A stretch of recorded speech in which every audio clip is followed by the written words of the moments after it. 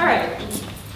We welcome our next rouletter for the first time on the roulette stage, and she'll be walking the deliciously fine line between the authentic and the fake.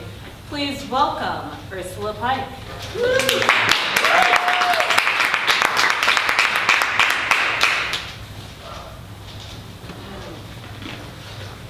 So you should know, fry bread is a food that many Native Americans eat.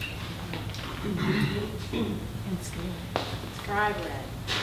Fry bread is messy. There's a making of it, mixing together flour, water, salt, and lard. Some recipes include yeast, some do not. Honestly, I'm guessing here. My mom never made fry bread. She made loaves of whole wheat bread with the weight and heft of an anvil. But I imagine that like any bread making process, it involves flour that spills on the floor and sticky dough that never lets go. Throw the dough into a hot puddle of grease, and a few seconds later, a puffy golden piece of fry bread emerges. Elephant ear without the cinnamon. Churros sin azúcar.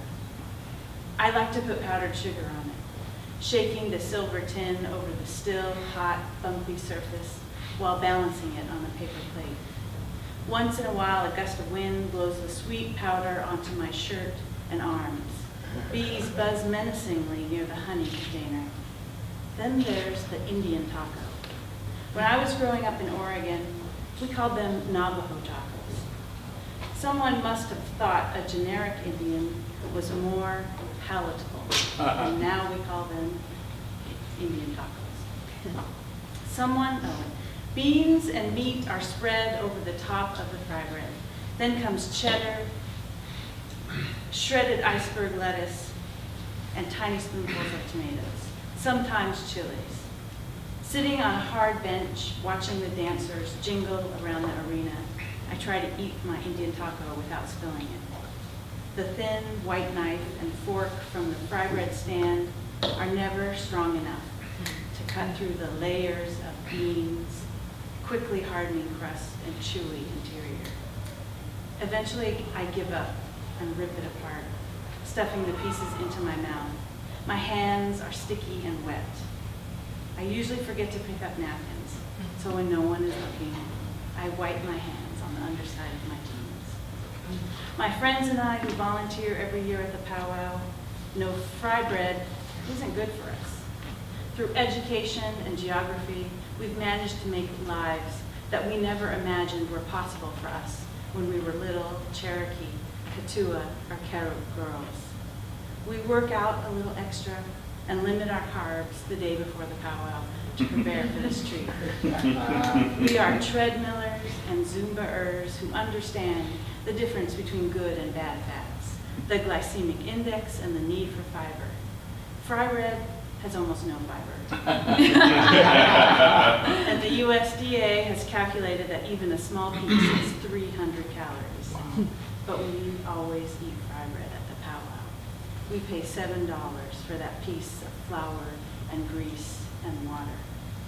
A Comanche screenwriter told me he had one rule: no fry bread.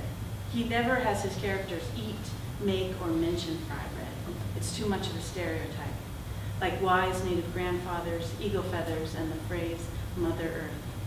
It is expected. I understand that. The desire to show the authentic version of native life. But still, I eat fry bread. My sister hates fry bread. She's into that paleo thing. She reminds me that fry bread isn't even a traditional food for us. Smoked salmon, yes. Mushrooms, for sure. Poofage, even better. But I live in a city in Texas where people don't shoot deer. They feed them or watch them eat their aloe plants. Microsoft Word also apparently hates fry bread. It underlines the word with a red squiggly line. It doesn't recognize fry bread. Ignore. I've stood in line at fry bread stands in hot parking lots near the freeway, on the dry grass of a reservation, across the street from a casino, and on a college campus with few actual Native students. That line's familiar to me. The low talkers, the lady tapping her foot and checking the time on her phone every few seconds. That line is as familiar as the pressure my German Catholic husband feels when he kneels in front of the craft beer-loving priest in tie-dyed robes to receive the same wafer he has been receiving since his first communion. When I eat fry bread, I can't tell if I feel like the fakest genuine native or the most authentic fake American Indian. Either way, I will always